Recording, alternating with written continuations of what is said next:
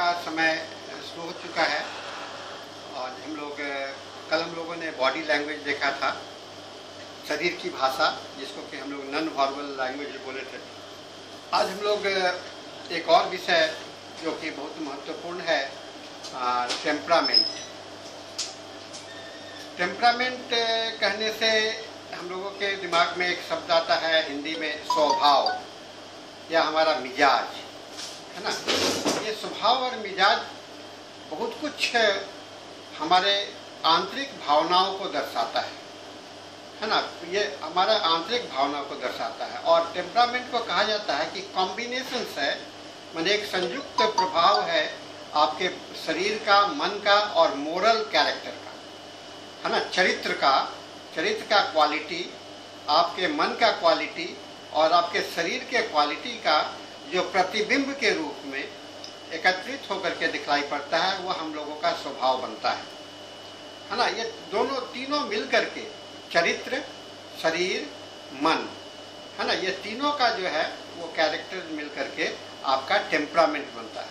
Temperament का हम लोगों के होम्योपैथिक मैथमेटिका में बहुत बड़ा स्थान है और करीब करीब सभी दवा में आप टेम्परामेंट, कॉन्स्टिट्यूशंस की बात सुनते होंगे। और कॉन्स्टिट्यूशनल ट्रीटमेंट करने के लिए, क्रॉनिक डिजीज का इलाज करने के लिए, कॉन्स्टिट्यूशनल ट्रीटमेंट करने के लिए आपको कॉन्स्टिट्यूशंस की जानकारी, कॉन्स्टिट्यूशंस के टाइप की जानकारी आपको होना आवश्यक होता है और इस जानकारी को रोगी से भी हमको ले लेना पड़ता है।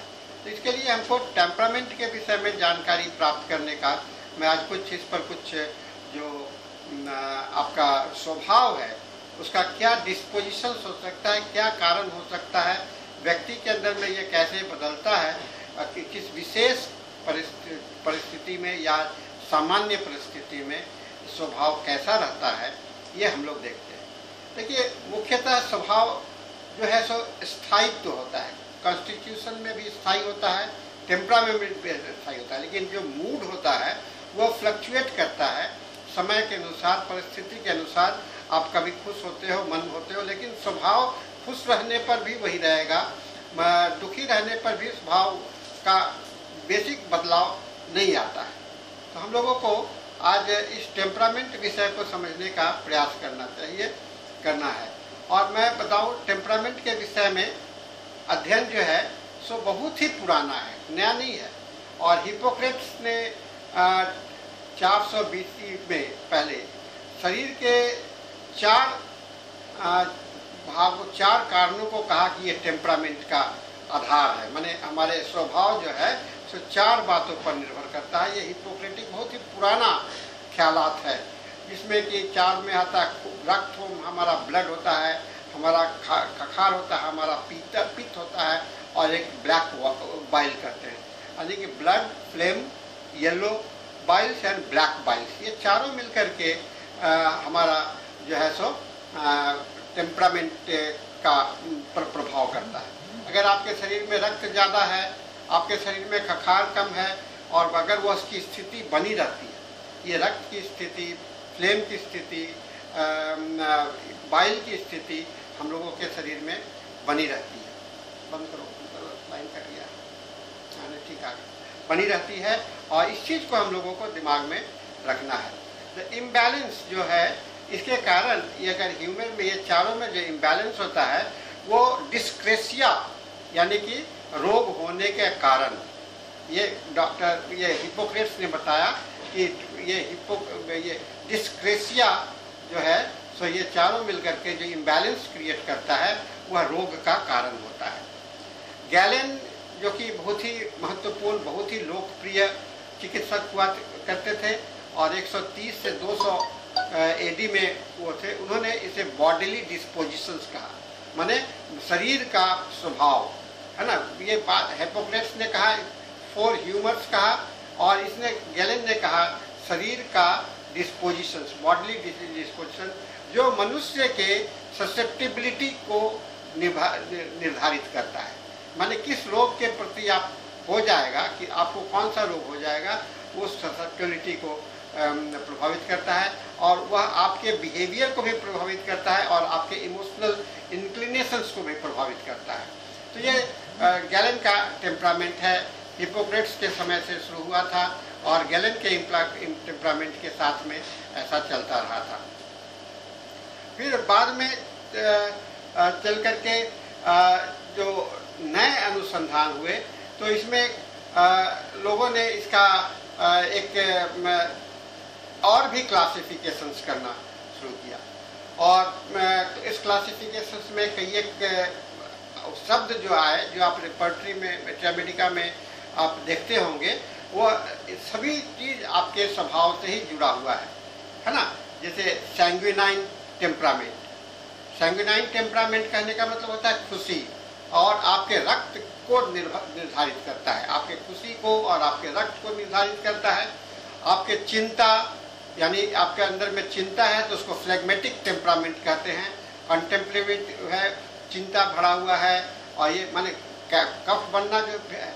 उसके बाद में जो पित्त होता है उसको कॉलेरिक टेम्परामेंट कहते हैं, यानी कि कॉलेरिक टेम्परामेंट के व्यक्ति को कहते हैं गुस्से वाले होते हैं, थोड़ा सा चिड़चिड़ा जल्दी जाते हैं, है ना। तो ये गुस्सा, क्रोध का माने आपका अग्नि का काम करता है कौन सा, पित्त, बाइल, येलो बाइल, तो इसको कॉलेरिक टेम्परामेंट बोलते हैं। और आपके अंदर में ब्लड का जो मात्रा अधिक रहता है तो आप उसको सैंग्विनाइन टेम्परामेंट कहते हैं, ठीक है ना। तो सैंग्विनाइन टेम्परामेंट, फ्लेगमेटिक टेम्परामेंट चिंता से रिलेटेड है और चिंता और शांति से रिलेटेड है, और आपके गुस्सा का रिलेशन जो है सो कॉलेरिक टेम्परामेंट से होता है। और चौथा जो है उसको हम लोग कहते हैं मेलनकॉलिक टेम्परामेंट। मेलनकॉलिक टेम्परामेंट आपकी उदासी से रिलेटेड, माने चिड़चिड़ में आप नाराज या आपके उदासी को लेकर कहते हो, जो कि ब्लैक बाइल से आता है। तो ये चारों शरीर की जो स्थिति है, शरीर की स्थिति क्या है, उसके अंदर में रक्त ज़्यादा है। अगर रक्त ज़्यादा है तो आप सैंग्विनाइन टेम्परामेंट के हैं, आप में कफ ज़्यादा है तो आप फ्लेगमेटिक टेम्परामेंट के हैं, और आपके अंदर में गुस्सा ज़्यादा है, इसका मतलब कि आपके अंदर में पित्त का प्रकाप ज़्यादा है, येलो बाइल का। और ब्लैक बाइल अगर है तो आपके अंदर में सैडनेस, उदासी, मेलनकॉलिक टेम्परामेंट आता है। कॉन्स्टेंटाइन हेरिंग ने भी कहा है, आपको हेरिंग का नाम का सुने होंगे, कि fashion have no reason. After Galen had become the sole ruler during the downfall of the science, his four temperaments were generally adopted, and the Arabians adorned them with their astrological nonsense. After the awful curse by Hohenan of the worship system, and after the arabesque of astrology have been demolished by Copernicus, the four temperament was kept up like the four seasons and used as a convenient box। माने बहुत सारी भावनाएं जो कि नष्ट हो गए, लेकिन ये चार जो है तो चार मौसम के तरफ से आज भी हम लोगों के साथ में चला आ रहा है, और हमारे मैथमेटिका भी ये चार शब्दों से भरा पड़ा है। करीब करीब सभी दवा के पास में आप जाएंगे तो यह टेम्परामेंट की बात आती है। ये मोटा मोटी ये ब्रॉड क्लासिफिकेशंस के तहत आता है ये टेम्परामेंट, है ना।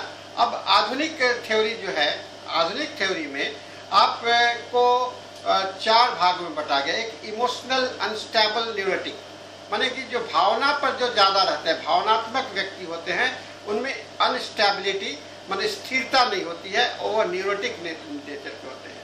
और उसके बाद में आपका इंट्रोवर्टेड नेचर के होते हैं, एक इमोशनल स्टेबिलिटी होती है, इमोशनल अनस्टेबिलिटी होती है, इससे इंट्रोवर्टेड आदमी बनते हैं, और एक्सट्रोवर्टेड टेम्परामेंट बनता है।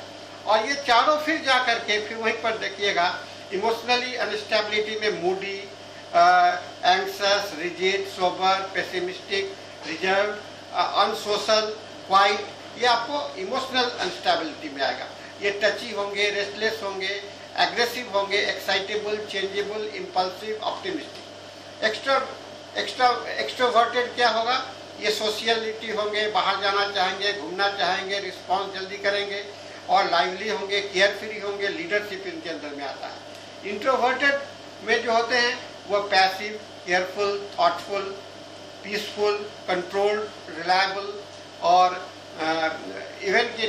इवन टेम्पर्ड और शांत व्यक्ति के होते हैं। तो ये इमोशनल स्टेबिलिटी और अन इमोशनल स्टेबिलिटी आपको इंट्रोवर्टेड और एक्सट्रोवर्टेड बना देता है, और जो कि मेलनकॉलिक नेचर के जो आपका है वह मूडी और ये सब इसी का एक विस्तृत जो आधुनिक नाम हुआ मेलनकॉलिक को। उसके मेलनकॉलिक आदमी को कहते हैं कि मूडी है, एंग्जियस है, रिजिड है, सोबर है, पेसिमिस्टिक है, रिजर्व और अनसोशल और क्वाइट है। कोलेरिक पर्सनैलिटी हुआ वह टची होगा, रेस्टलेस होगा, एग्रेसिव होगा, एक्साइटेबल होगा, चेंजेबल होगा, इम्पल्सिव होगा, ऑप्टिमिस्टिक होगा और एक्टिव होगा। और सैंग्विनाइन टेम्परामेंट वाले होंगे वो सोशिएबल होंगे, है ना, आउटगोइंग होंगे, टॉकेटिव होंगे, रिस्पॉन्सिव होंगे, इजी गोइंग होंगे, लाइवली, केयर फ्री और लीडरशिप होगा।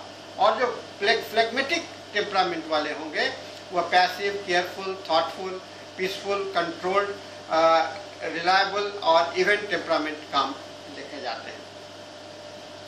अब एक और थ्योरी है जिसको हम लोग केर्सी थ्योरी कहते हैं। केर्सी थ्योरी, केर्सी नाम है, व्यक्ति का नाम है।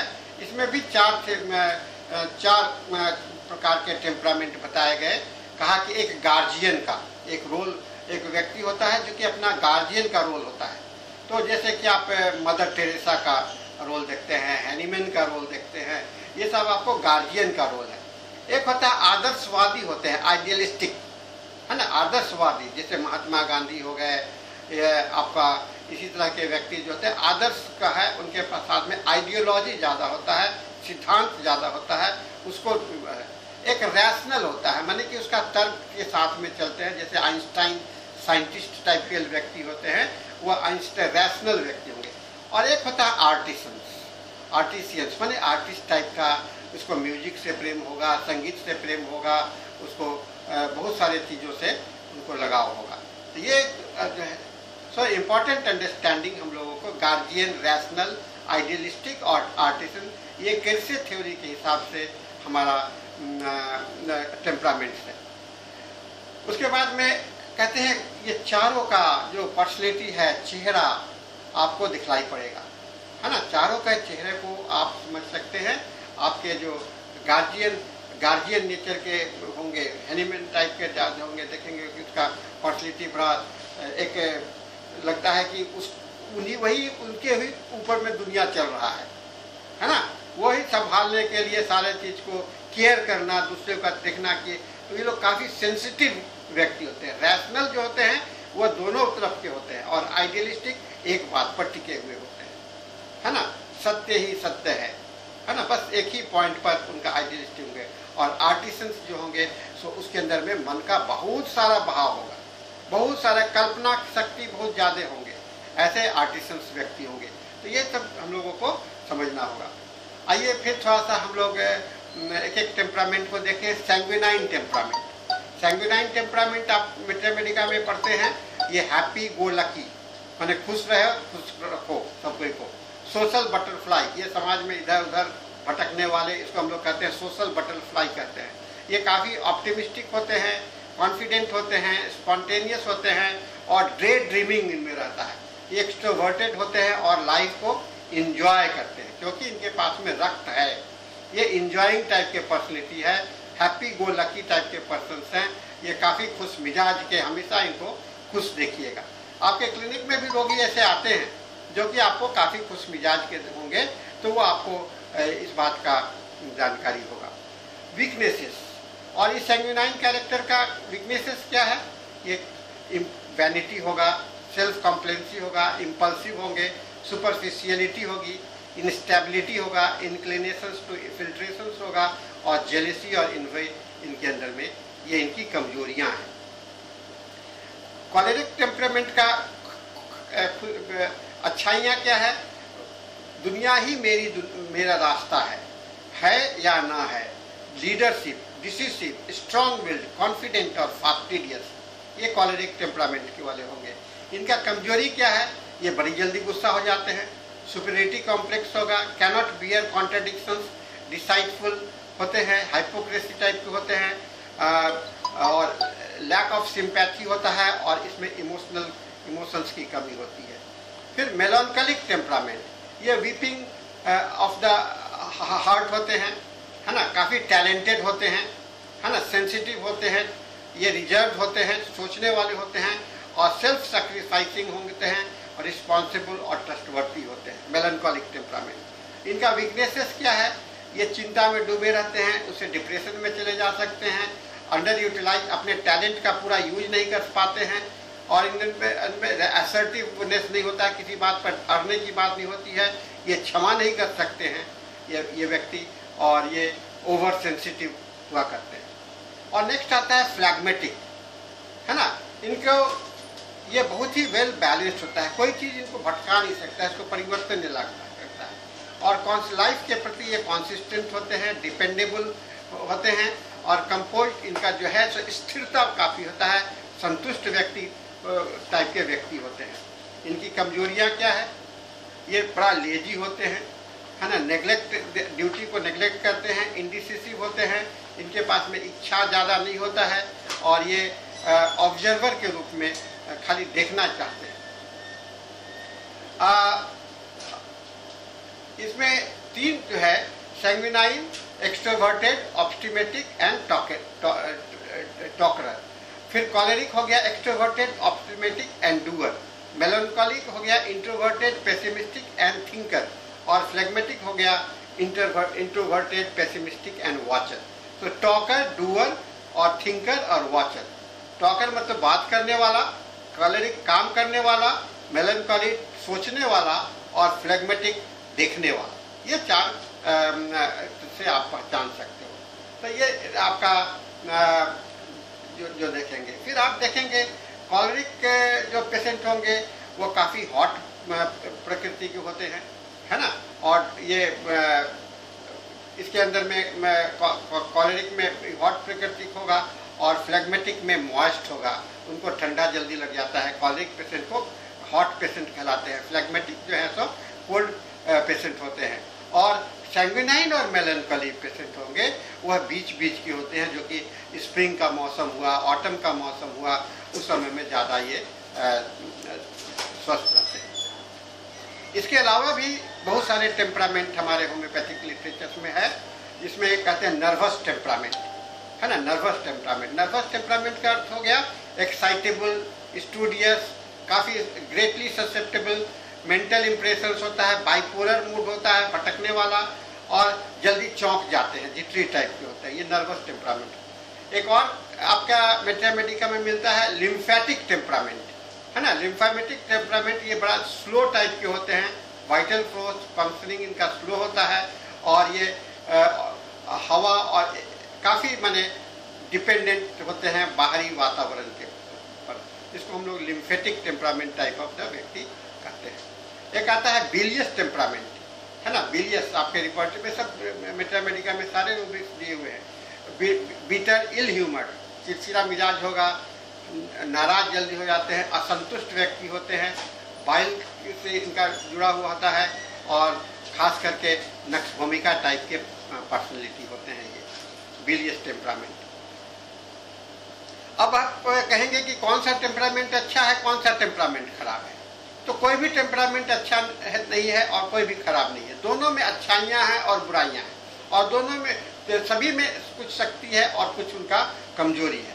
तो ये जो है सो आपको जब सिमिलियम जब खोजना होता है तो ये आपको लोगों को क्लासिफाई करने में, सिम्टम्स को समझने में, और मेंटल, खास करके मेंटल सिम्टम्स और शारीरिक सिम्टम्स दोनों को समझने में आपको काफ़ी होता है। और मनुष्य ये चूँकि ये टेम्परामेंट भीतर से आता है, इसीलिए ये आपका डिपेंडेबल सिम्टम्स होता है, माने आपके भीतर के भाव को दर्शाता है। तो ये पूरा आदमी को जानने के लिए आपको टेम्परामेंट अगर जान जाते हैं तो उस आदमी का करीब करीब भीतर का सारी बातों को आप जान जाते हैं, ठीक है ना। टेम्परामेंट और पर्सनैलिटी, टेम्परामेंट और पर्सनैलिटी में कहते हैं कि रिलेशनशिप यही है कि personality is something which can be changed, developed और इन्हेंस्ड।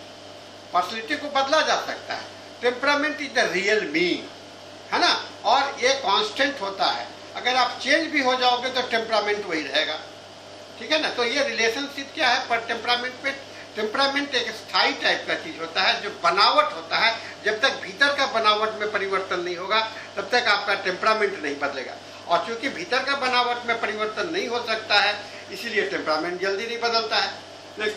लेकिन पर्सनैलिटी को अगर आप अपने बुद्धि से, अपना ज्ञान से, अपना अति परिस्थितिवश आप अपने पर्सनैलिटी को बदल जाता है, तो उसमें उतार चढ़ाव आ जाता है, ठीक है ना। तो टेम्परामेंट का हम लोगों के होम्योपैथी में बहुत ज़्यादा रोल है ना। टेम्परामेंट का हमारे होम्योपैथी में बहुत ज़्यादा रोल है। इसमें हम लोग कहते हैं माइंड बॉडी कॉन्स्टिट्यूशन, हम लोग कहते हैं ना माइंड और बॉडी का कॉन्स्टिट्यूशन। तो ये टेम्परामेंट हमारे, और होम्योपैथी क्या है, माइंड एंड बॉडी का कम्बिनेशन। होम्योपैथी में अगर कोई कहता है कि खाली मेंटल सिम्टम्स लेते हैं, ये भी गलत है। खाली फिजिकल सिम्टम्स लेते हैं, ये भी गलत है। दोनों को लेते हैं, ऐसा नहीं है कि एक को लेते हैं, दोनों को लेते हैं। इसीलिए इसको mind and body constitutions, mind and body combined constitutions कहते हैं, जिसका रूट जो है तो आपको हैनीमैन में है, पारासेंसस में है, हिप्पोक्रेट्स में है और पाइथागोरस में। सभी जगह पर इसकी बुनियाद जो है सो आपको यहाँ से आया है, माइंड बॉडी कॉन्स्टिट्यूशंस को, टेम्परामेंट को। हैनीमैन ने क्या किया, हिप्पोक्रेटिक टेम्परामेंट और ह्यूमर को क्लासिकल मैथमेटिका में जोड़ा। अपने मैथमेटिका प्यूरा में हैनीमैन ने इसको जोड़ने का प्रयास किया है, जिससे कि हमको यह पता चल जाए किसका हम इलाज कर रहे हैं और क्या प्रॉब्लम है। ये बहुत इंपॉर्टेंट होता है, किस व्यक्ति का हम इलाज कर रहे हैं ये जानना जरूरी है। इसीलिए उन्होंने कहा कि टेम्परामेंट को जानना जरूरी है और क्यों इलाज कर रहे हैं, उस आदमी को हम क्यों इलाज कर रहे हैं। ठीक करने के लिए तो सब कहता है, लेकिन ठीक करने के पीछे में उद्देश्य क्या है ना, उस व्यक्ति को ठीक करने के पीछे में, क्योंकि उसके पर्सनैलिटी के हिसाब से ही आप उसको परिवर्तन ला सकते हैं, ऐसे नहीं परिवर्तन ला सकते हैं। इस चीज को दिमाग में है। इसलिए FIU नंबर 211 में लिखते हैं, it is true to such an extent that the state of patient mind and temperament is often most decisive importance in the homeopathic selection of the remedy, since it is a sign possessing distinct peculiarity that should least of all escape the accurate observations of the physicians। कहते हैं 11 में कि state of the mind and temperament है ना, ये decisive होता है, इस पर आप निर्भर कर सकते हैं और दवा को चुनाव करने पर, क्योंकि इसलिए इसके अंदर में डिस्टिंक्ट पिक्युलरिटी होता है, छिपा हुआ होता है, और वह जो कि बदल नहीं सकता है, स्थायित्व है। तो इस पर आप भरोसा कर सकते हो और इस भरोसा के आधार पर आप दवा का चुनाव कर सकते हो। अब तीन शब्द हमारे साथ में आ गया, constitution, diathesis and temperament. Constitution कहते हैं ब्रॉडर टर्म है ना, जिसके अंदर में मेंटल और मेंटल भी है, टेम्परामेंट भी है, ये इमोशनल क्लाइमेट, ये वातावरण के मौसम के जैसा है कॉन्स्टिट्यूशन। पूरा सारे चीज इसके अंदर में है, ठंडा गर्म सारे चीज इसके अंदर में समाहित है कॉन्स्टिट्यूशन हम लोग का। ये है डायथेसिस क्या हुआ, ये डिस्पोजिशंस हुआ। डायथेसिस मतलब किसके ओर झुक जाएगा, किस तरह के रोग पर ज्यादा झुक जाएगा, जिसको हम लोग डायथेसिस कहते हैं, ठीक है ना। तो कॉन्स्टिट्यूशन, डायथेसिस। कॉन्स्टिट्यूशंस में कहते हैं, कॉन्स्टिट्यूशंस के अंदर में मेंटल और फिजिकल दोनों हम लोग लेते हैं, और मेंटल में जब लेते हैं तो उसमें टेम्परामेंट और पर्सनैलिटी आता है, और फिजिकल की ओर जाते हैं तो जनरल होता है और डायथेसिस होता है। जैसे जनरल में क्रेविंग, एवर्सन, थर्मल है ना। डायथेसिस में रूमेटिक, हेमरेज, ट्यूबरकुलर, स्क्रोफुलस टाइप का है, लिम्फेटिक है, गाउटी है, विलियस है, ये सब डायथेसिस माने बात रोग का हो सकता है, रक्तस्राव रोग का हो सकता है, ट्यूबरकुलर नेचर का हो सकता है, लिम्फेटिक जो होता है, म्यूकस मेम्ब्रेन ज़्यादा हो सकते हैं, बाइल ज़्यादा हो सकते हैं, गाउट हो सकते हैं। ये कॉन्स्टिट्यूशंस को आधार पर हम लोग आधारित होता है। तो कंप्लीट क्योर करने के लिए हम लोगों को डिजीज को पहचानने के लिए हमें क्या जरूरत है, हमें सिम्टम्स को इन चारों दायरे से लाना है। सभी दायरे से ला करके आप सिम्टम्स को जब ले आते हो तो आपका सिम्टम्स कंप्लीट हो जाता है, और जब आप इसके आधार पर रिपोर्टराइज करेंगे तो आपका जो है सो प्रिस्क्राइबिंग जो है सो सिमिलिमम बनता है। अब इस सिमिलिमम के लिए हमको ये भी देखना पड़ेगा कि डिजीज का ओरिजिन कैसा होता है। डॉक्टर रॉबर्ट ने कहा कि temperament are to a very large extent physiological, but beside the stature of the patient, matters of the temperament implies the same as the mental and emotional.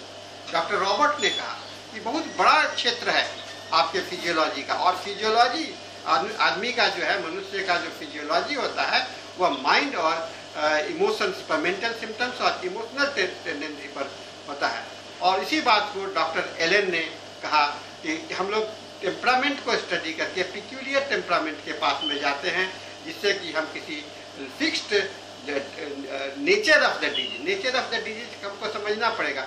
ऐसे ही symptoms से नहीं, जब तक नेचर ऑफ द डिजीज नहीं समझेंगे तो symptoms को आपका यूज आप बराबर नहीं कर सकते हैं। तो ये हम लोगों ने काफ़ी इसको देखा। अब आइए कुछ दवा को मैं बता दूं। मेडिसिनल पोर्ट्रेट, सैंग्विनाइन टेम्परामेंट वाले व्यक्ति को हम लोग कह सकते हैं फॉस्फोरस है, प्लेटिना है। कॉलेरिक टेम्परामेंट लैकेसिस, ब्राइनिया हो सकते हैं। मेलनकॉलिक टेम्परामेंट म्यूरिक्स टाइप के हो सकते हैं। फ्लैग्मेटिक टेम्परामेंट होते हैं पल्सेटला, कैप्सिकम इत्यादि हैं। नर्वस टेम्परामेंट इग्नेसिया, नक्स मॉस्केटा, ये सब आते हैं। बिलियस टेम्परामेंट नक्स वोमिका, पोडोफाइलम आते हैं। लिम्फेटिक टेम्परामेंट बैप्टिसिया और हिपरसल्फ आते हैं। और टोटलिटी को कंस्ट्रक्ट करने के लिए हम लोगों को डॉक्टर हेनिमैन ने जो बनाया, अंडरस्टैंडिंग बताया टेम्परामेंट का, उसको बॉर्निगसन ने क्विज में कहा, है ना। क्विज, बॉर्निगसन ने कहा क्विज मतलब द पर्सन, कोई इंडिविजुअलिटी, है ना, पर्सनैलिटी। इसको डॉक्टर बॉर्निगसन का ये सारे उम्र के साथ में, उसके लिंग के साथ में ये जुड़ा होता है। और उस कॉन्स्टिट्यूशंस को क्विज के अध्ययन में, माने हु इज द पर्सन की बात अगर करते हैं, क्विज की बात करते हैं, इसको ये किया। एलेंस ने अपने कीनोट में शब्द इस्तेमाल किया है अडेप्टेड टू, माने किसको ये ज़्यादा सूटेबल होगा, अडेप्टेड टू। तो वहाँ पर उन्होंने रूब्रिक्स दिया है, टेम्परामेंट की बात करी है, मैग्नेटिक टेंडेंसी की बात करी है, डायथेसिस की बात करी है, कॉन्स्टिट्यूशंस की बात करी है। फिर सीएम बोगर ने भी टेम्परामेंट को हाईएस्ट प्रायोरिटी दिया है आपके एसिमिलिमम को चुनाव करने के लिए। डॉक्टर जार ने भी आपको कंपैरेटिव मैथमेटिका में ये सारे टेम्परामेंट का जिक्र किया है। मैं इसलिए बता रहा हूँ कि आप मैथमेटिका में जाएंगे, रिपोर्टरी में जाएंगे, तो ये शब्द का आपको कंफ्यूजन नहीं हो, एक शब्द दूसरे शब्द के साथ में अलग अलग होने चाहिए, ठीक है ना। टेम्परामेंट रिपोर्टरी में आपको टेम्परामेंट आप देखेंगे तो कंपैरेटिव मैथमेटिका जार में आपको टेम्परामेंट दिखाई पड़ेगा। एनालिटिकल रिपोर्टरी ऑफ हेरिंग में भी आपको स्टेजेज ऑफ लाइफ के अंदर में दिखाई पड़ेगा। नर के रिपोर्टरी में आपको stages of the life and constitutions मिलेगा। लिपे के रिपोर्टरी में माइंड एंड डिस्पोजिशंस है। क्लिनिकल रिपोर्टरी क्लार्क में आपको रिपोर्टरी ऑफ द टेम्परामेंट अलग से है। मर्फी के रिपोर्टरी में कॉन्स्टिट्यूशंस है और कंप्लीट रिपोर्टरी में माइंड है ना। डॉक्टर रोगर वॉन जंडूवर्ट में ने एक रूब्रिक्स को इंक्लूड किया है जो कि टेम्परामेंट करके है ना। जो बिलियस के अंदर में 27 दवा है, कॉलेरिक के अंदर में 24 दवा है, मेलनकॉलिक में 136 दवा है, माइल्डनेस, रेस्टलेसनेस, फ्लेगमेटिक, संगीन, ये सारे पार्ट को ये अलग अलग नोमेनक्लेचर से आपको रिपोर्टरी में मिलेगा, ठीक है ना। ये जो है आपके लिए बहुत ही महत्वपूर्ण अध्ययन है। और एक चीज मेडिसिन का जो रिस्पॉन्स होता है वो भी हम लोगों को जानना चाहिए। सैंग्विनिन पेशेंट में जो है सो मेडिसिन बहुत जल्दी काम करता है और बहुत तुरंत उसमें प्रभाव देखते हैं। कॉलेरिक में भी तुरंत होता है लेकिन वो सस्टेन नहीं करता है। मेलनकॉलिक में लॉन्ग होता है, मतलब ज़्यादा दिन रहता है और सस्टेन करता है। और फ्लैग्मेटिक में बहुत धीरे से दवा धीरे धीरे जाता है, काम करता है। तो जब आपके पास में ये सारे कॉन्स्टिट्यूशन जब जानकारी है, टेम्परामेंट जानकारी है, तो आप इस बात से सहमत हो सकते हैं कि आपका दवा किसमें किस प्रकार के रोगी में जल्दी काम करेगा, किस प्रकार के रोगी में देरी से काम करेगा। ये मेडिसिनल रिस्पॉन्स को है। और थोड़ा बहुत टेम्परामेंट के विषय में जो अपोजिशन समय 11 साल टेम्परामेंट के अगेंस्ट में जो अपोजिशन है, डॉक्टर केंट ने कहा temperament are not caused by proving. ये हमको दिमाग में रखना है। टेम्परामेंट प्रूविंग में नहीं दिखलाई पड़ता है। वह और ना परिवर्तन में दिखलाई पड़ता है। ये उसके पर्सनैलिटी में ही पर्सन का मार्कअप है जो चेंज नहीं होता है, उसको देखना होगा। टेम्परामेंट प्रूविंग के समय में चेंज नहीं होता है, इसको डॉक्टर केंट ने कहा था, है ना। तो हम लोग अंत में यही कह सकते हैं, टेम्परामेंट जो बहुत ही वाइटल अंडरस्टैंडिंग है हमारे टोटलिटी को कंस्ट्रक्ट करने के लिए, सिमिलिमम को बताने के लिए और कोर्स ऑफ एक्शन को एस्टैब्लिश करने के लिए हम लोगों को ये टेम्परामेंट का अध्ययन करते रहना चाहिए और रोगी में पहचानने का कोशिश करना चाहिए।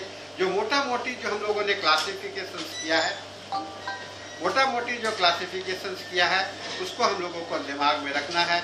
यह हम लोगों का टेम्परामेंट का अध्ययन होगा। तो आज हम लोगों ने टेम्परामेंट का अध्ययन किया है और मैं एक डायरेक्शंस दिया हूँ, मैं क्षेत्र बताऊँ टेम्परामेंट पर। डॉक्टर पी हुमरवाला बहुत अच्छा लेक्चर्स देते हैं और उन्होंने एक्सपर्टीज भी बनाया है इसमें, और इसके आधार पर उन्होंने एक सॉफ्टवेयर भी डेवलप किया है डॉक्टर पी हुमरवाला ने। मैं उनको बधाई देता हूं कि उन्होंने इस प्रकार का सहयोग होम्योपैथिक चिकित्सकों को दिया, क्योंकि यह जो आपको हर एक रास्ते खोल के रखने हैं, दवा को पहचानने के लिए हर एक रास्ते को खोल के रहने हैं, जिससे कि आप रोगी के पास में पहुंच पाते हैं। ठीक है ना। तो मैं इसके साथ में आज का यह छोटा सा लेक्चर है, मैं इसके साथ में आज का इस लेक्चर को समाप्त करता हूं और कल फिर हम लोग एक नए विषय के साथ में आप लोगों के साथ में आऊँगा। तो थैंक यू वेरी मच।